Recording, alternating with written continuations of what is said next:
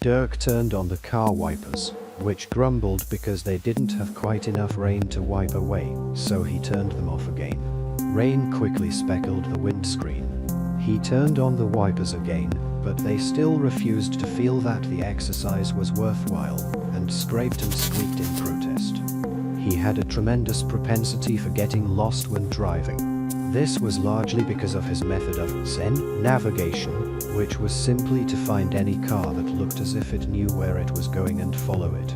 The results were more often surprising than successful, but he felt it was worth it for the sake of the few occasions when it was both.